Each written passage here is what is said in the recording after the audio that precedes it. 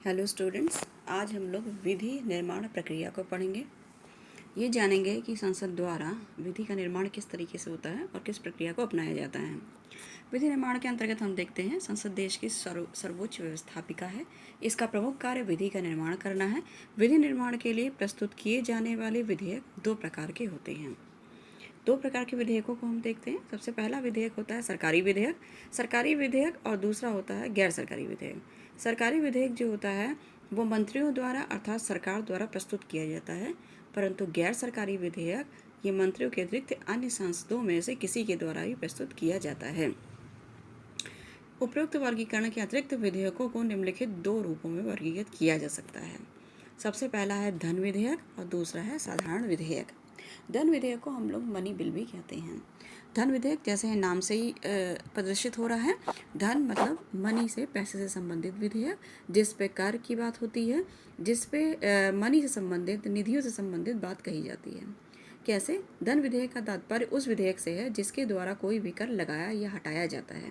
भारत की संचित निधि या आकस्मिक निधि से धन की निकासी, वार्षिक बजट आदि से संबंधित यह होता है। कोई भी विधेयक धन विधेयक है या नहीं, इसका निर्णय, अंतिम निर्णय लोकसभा अध्यक्ष ही करता है।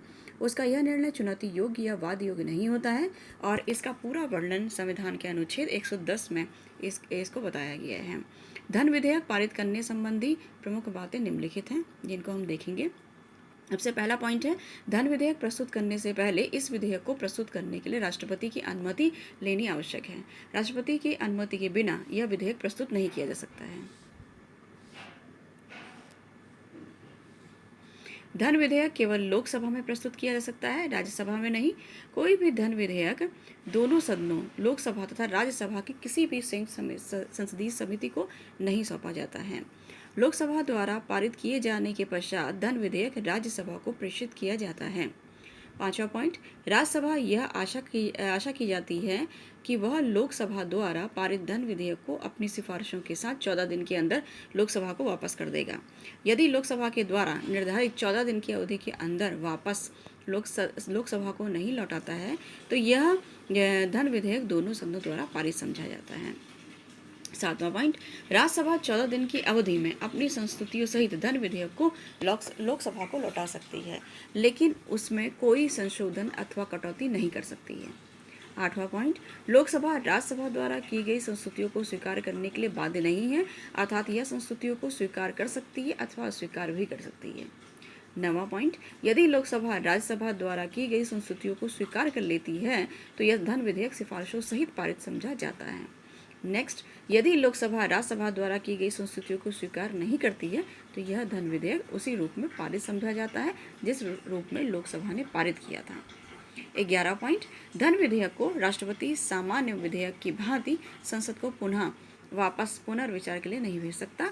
संसद द्वारा पारित होने के पश्चात राष्ट्रपति उस पर हस्ताक्षर करके उसे अनुमति प्रदान कर देता है। अर्थात हम देखते हैं कि धन विधेयकों में पूर्ण शक्ति सिर्फ लोकसभा को प्राप्त है, क्योंकि लोकसभा हमारा निचला सदन है और जनता द्वारा सीधे निर्वाचित व्यक्ति यहाँ पर विराजमान होते हैं। इसलिए धन विधेयक संबंधी, बजट संबंधी, कर संबंधी सभी अधिकार लोकसभा को प्राप्त हैं। इसके अतिरिक्त हम दूसरे विधेयक को देखते हैं जिसे साधारण विधेयक कहा जाता है। यह साधारण विधेयक कैसे होता है, इसमें क्या किया जा सकता है, इस प्रक्रिया को हम देखते हैं। जो विधेयक धन विधेयक नहीं होते वे सभी साधारण विधेयक कहलाते हैं। साधारण विधेयक किसी भी सदन, लोकसभा अथवा राज्यसभा में दोनों में प्रस्तुत किया जा सकता है।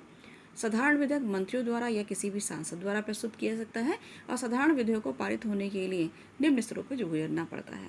विधेयक प्रस्तुतिकरण के 3 तरीके होते हैं या 3 वाचन होते हैं, जिन्हें प्रथम वाचन, द्वितीय वाचन और तृतीय वाचन कहा जाता है। प्रथम वाचन में प्रस्तुतिकरण की जाती है, द्वितीय वाचन में इस पर विचार किया जाता है, बहस की जाती है, समिति को दिया जाता है, जाँच की जाती है और तृतीय वाचन के अंतर्गत इन्हें पुनः प्रस्तुत किया जाता है। इन 3 वाचनों से कोई भी विधेयक गुजरता है। विधेयक जब तीनों वाचनों से गुजरने के बाद लोकसभा और राज्यसभा द्वारा पारित हो जाता है तो यह एक अधिनियम बन जाता है और राष्ट्रपति इस अधिनियम पर सिग्नेचर कर देता है तो वह कानून के रूप में हमारे सामने प्रस्तुत होता है। अतः हम देखते हैं प्रथम वाचन से, प्रस्तुतिकरण से किसी भी विधेयक को प्रस्तुत करने के लिए सदन की अनुमति लेनी पड़ती है। इसके लिए विधेयक प्रस्तुत करने वाले को एक लिखित सूचना 7 दिन पहले ही देनी पड़ती है। नियत तिथि को अध्यक्ष की अनुमति से यह सदस्य विधेयक को प्रस्तुत करने की अनुमति का प्रस्ताव सदन में रखता है। अध्यक्ष इस प्रस्ताव पर मतदान करवाता है। मतदान में अनुमति का प्रस्ताव पारित हो जाने के पश्चात ही विधेयक सदन में प्रस्तुत कर दिया जाता है। यदि अनुमति प्रस्ताव अस्वीकार हो जाए तो विधेयक प्रस्तुत करने वाले सदस्य का अध्यक्ष संक्षिप्त भाषण के संबंध में इसे करवा सकता है, लेकिन सामान्यतः अनुमति प्रस्ताव का विरोध नहीं होता। विधेयक को अध्यक्ष इसके पश्चात सरकारी गजट में प्रकाशित करवाता है। अध्यक्ष सदस्य के अनुरोध पर विधेयक को अनुमति प्रस्ताव पारित होने से पूर्व भी गजट में प्रकाशित करवा सकता है। विधेयक का प्रथम बार अनुमति प्रस्ताव के पश्चात पुनर्स्थापन ही विधेयक का प्रथम वाचन कहलाता है। अब हम द्वितीय वाचन को देखते हैं कि दूसरे वाचन में क्या होता है।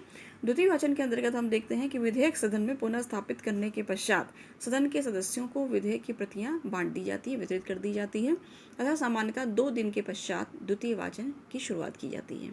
यदि विधेयक अधिक महत्वपूर्ण है तो विधेयक का प्रस्तावक निम्नलिखित प्रस्तावों में से कोई एक प्रस्ताव सदन के सामने रखता है। क्या प्रस्ताव है? पहला प्रस्ताव, विधेयक का शीघ्र से शीघ्र वाचन किया जाना चाहिए। दूसरा प्रस्ताव है, विधेयक को प्रवर समिति को सौंप देना चाहिए।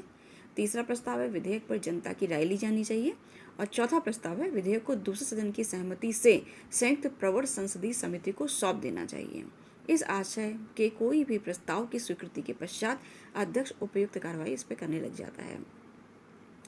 हम फिर स्तर को देखते हैं। द्वितीय स्तर के अंतर्गत समिति स्तर आता है। जब समिति को ये सौंपा जाता है, यदि सदन इस प्रस्ताव के विधेयक प्रवर समिति को सौंप दिया जाता है तो वह स्वीकार कर लेता है। तो विधेयक के लिए एक प्रवर समिति की नियुक्ति की जाती है। प्रवर समिति के सदस्यों के नाम भी साधारणतः प्रस्ताव में ही लिख दिए जाते हैं। इस समिति में विधेयक के प्रस्तावक को अवश्य सम्मिलित किया जाता है और इस प्रवर समिति का अध्यक्ष या सभापति सदन के अध्यक्ष द्वारा नियुक्त किया जाता है। यह प्रवर समिति विधेयक का खंडवार, सूक्ष्म व गहन अध्ययन करती है और विधेयक में उचित संशोधन आदि के लिए सदन में अपना प्रतिवेदन प्रस्तुत करती है। प्रतिवेदन समिति के सभापति द्वारा हस्ताक्षर के पश्चात सदन के अध्यक्ष की अनुमति से प्रस्तुत किया जाता है। चौथे पोर्शन के रूप में हम देखते हैं कि जब प्रस्तुत कर दिया गया तब प्रतिवेदन आता है। इस पर विचार विमर्श कर देने के बाद रिपोर्ट स्तर आता है। तो उसमें क्या किया जाता है, प्रवर समिति द्वारा किए गए संशोधनों सहित विधेयक को छपवा कर सदस्यों में वितरित कर दिया जाता है। तत्पश्चात विधेयक का प्रस्तावक निम्नलिखित में से कोई एक प्रस्ताव सदन में प्रस्तुत कर सकता है, जैसे कि प्रवर समिति द्वारा दिए गए संशोधित विधेयक पर सदन द्वारा विचार किया जाए। दूसरा, इस विधेयक को एक बार फिर समिति को पुनर्विचार के लिए दिया जाए। तीसरा, इस विधेयक को जनता की सम्मति के लिए पुनः जनता के समक्ष रखा जाए। उपयुक्त में से जो प्रस्ताव प्रस्तुत किया गया हो तथा स्वीकार कर लिया गया हो उसके अनुरूप सदन की अध्यक्ष कार्यवाही करता है। यदि सदन विधेयक को प्रवर समिति द्वारा प्रस्तुत किए गए प्रतिवेदन के द्वारा संशोधित में रूप में ही विचार करना स्वीकार कर लेता है तो उस विधेयक पर खंडवार सूक्ष्मता से सदन में विचार विमर्श कर लिया जाता है। आपस में सदस्यों द्वारा विधेयक के विभिन्न खंडों पर तर्क वितर्क प्रस्तुत किए जाते हैं और यह अवस्था किसी विधेयक के लिए अत्यधिक महत्वपूर्ण होती है।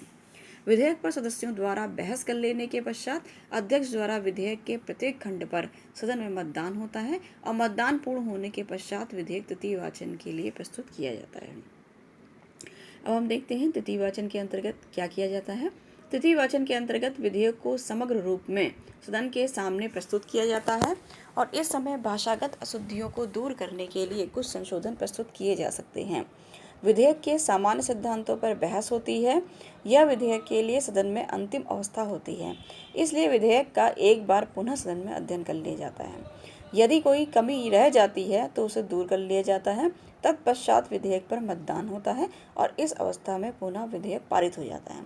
विधेयक एक सदन में पारित होने के पश्चात दूसरे सदन को प्रेषित किया जाता है। अब दूसरे सदन में विधेयक की स्थिति को हम देखते हैं। दूसरे सदन में विधेयक प्रथम सदन से पारित विधेयक प्राप्त होने के पश्चात विधेयक को उन सभी स्तरों प्रथम वाचन, द्वितीय वाचन, समिति स्तर, प्रतिवेदन स्तर और तृतीय वाचन से होकर गुजरना पड़ता है। इसके पश्चात राष्ट्रपति की अनुमति के लिए भेजा जाता है। राष्ट्रपति की अनुमति विधेयक दोनों सदनों द्वारा पारित होने के पश्चात तभी अधिनियम बनता है। अब उस पर राष्ट्रपति की मुहर सहित हस्ताक्षर हो जाते हैं और राष्ट्रपति के अनुमोदन के लिए प्रस्तुत किए गए विधेयकों पर राष्ट्रपति विधेयक को अनुमति प्रदान कर सकता है या विधेयक को कुछ संशोधन की संस्तुति सहित अथवा उसी रूप में संसद के पास पुनर्विचार के लिए फिर से भेज सकता है या विधेयक को निरस्त कर सकता है। ऐसी स्थिति में यदि संसद पुनः उसे पारित कर दे, राष्ट्रपति के पास भेज दे तो राष्ट्रपति को अपनी सहमति इस पर देनी पड़ती है। या राष्ट्रपति किसी विधेयक पर कितनी समयावधि में हस्ताक्षर करेगा यह निश्चित नहीं है। यदि राष्ट्रपति चाहे तो किसी विधेयक को एक लंबे समय तक अपने पास रख सकता है। इसे राष्ट्रपति का जेबी वीटो भी कहते हैं, जिसे पॉकेट वीटो कहा जाता है। इसके अलावा संसद का संयुक्त अधिवेशन, ये अगर सपोज विधेयक पारित ना हो पाए किसी सदन द्वारा या असहमति हो तो संसद का संयुक्त अधिवेशन बुलाया जाता है। यदि किसी विधेयक को लेकर दोनों सदनों में मतभेद उत्पन्न हो जाए तो राष्ट्रपति दोनों सदनों का संयुक्त अधिवेशन बुला सकता है। संयुक्त अधिवेशन की अध्यक्षता लोकसभा का अध्यक्ष करता है। यदि वह अनुपस्थित है तो उपाध्यक्ष करता है। यदि वह भी अनुपस्थित है तो राज्यसभा का उपसभापति करता है। यदि वह भी अनुपस्थित है तो उस समय उपस्थित किसी वरिष्ठ सदस्य अथवा बनाए गए नामों के पैनलों में से किसी व्यक्ति को उसका पीठासीन अधिकारी बनाया जा सकता है। संयुक्त अधिवेशन में विवादास्पद विधेयक को रखा जाता है तथा मतदान होता है। जो भी निर्णय मतदान द्वारा होता है वो मान लिया जाता है और उसे दोनों सदनों द्वारा पारित कर दिया जाता है। संविधान संशोधन विधेयकों पर दोनों सदनों का संयुक्त अधिवेशन बुलाने का प्रावधान नहीं है। संयुक्त अधिवेशन के लिए अब हम देखते हैं गणपूर्ति के रूप में सदनों के सदस्यों के समस्त संख्या का 10वां भाग होता है। किसी संयुक्त बैठक में सभा की प्रक्रिया ऐसे रूप भेदों तथा परिवर्तनों के साथ लागू होगी जिन्हें अध्यक्ष आवश्यक या उचित समझेगा। महासचिव प्रत्येक संयुक्त बैठक की कार्यवाही का पूरा वृत्तांत तैयार करवाता है और उसे यथाशीघ्र ऐसे रूप में तथा ऐसी नीति से प्रकाशित कराता है जैसा कि अध्यक्ष समय समय पर निर्देश देता है। अब इसके अलावा हम देखते हैं अधीनस्थ विधायन, मतलब संसद के अतिरिक्त यदि कोई विधान की दूसरी प्रक्रिया है उसको हम देखेंगे, जिसे सबऑर्डिनेट लेजिस्लेशन या डेलीगेटेड लेजिस्लेशन भी कहते हैं। विधि निर्माण का कार्य संसद का है, लेकिन संसद के पास अधिक कार्य एवं कम समय होने के कारण संसद कुछ विधि विधानों को केवल रूपरेखा तैयार कर पारित कर देती है। उस विधान की सूक्ष्म और विस्तृत रूपरेखा तैयार करने का दायित्व कार्यपालिका अर्थात तत्संबंधित विभागों को सौंप दिया जाता है। यही अधीनस्थ विधायन कहलाता है। अधीनस्थ विधायन आज के युग में निम्नलिखित कारणों से आवश्यक और उपयोगी भी हो गया है। हम देखते हैं कि सबसे पहला कि संसद में अत्यधिक तकनीकी या प्राविधिक प्रकृति के कानून बनाने में कठिनाई उत्पन्न होती है, क्योंकि उससे संबंधित विशिष्ट ज्ञान का संसद सदस्यों में अभाव हो सकता है, जबकि संबंधित विभाग अधिक व्यवहारिक कानून बना सकता है। दूसरा पॉइंट, कार्यपालिका द्वारा बनाए गए नियम कानूनों में कार्यपालिका समयानुसार शीघ्रता से परिवर्तन कर सकती है, जबकि संसद को उसी कार्य में अधिक समय लगता है। तीसरा पॉइंट, संकट काल में तत्काल अधीनस्थ विधान से कार्य चलाया जाता है, क्योंकि संसद का अधिवेशन बुलाने तथा उसमें नियम बनाने में अधिक समय लगता है। चौथा पॉइंट, संसद का कार्यभार बहुत कुछ कम हो जाता है। इस प्रकार हम देखते हैं अधीनस्थ विधान द्वारा कार्यपालिका को नियम तथा उप नियम बनाने की सुविधा प्राप्त होती है, लेकिन कार्यपालिका उस अधिकार का दुरुपयोग न करे, इसके लिए दोनों सदनों में अधीनस्थ विधान समिति कार्य कर रही है, जो कि संबंधित विभागों से संपर्क बनाए रखती है तथा अधीनस्थ विधान की आवश्यकता एवं अधीनस्थ विधान के व्यवहारिक रूप में छानबीन भी करती रहती है। इसके साथ साथ अधीनस्थ विधान पर न्यायिक नियंत्रण भी बना रहता है।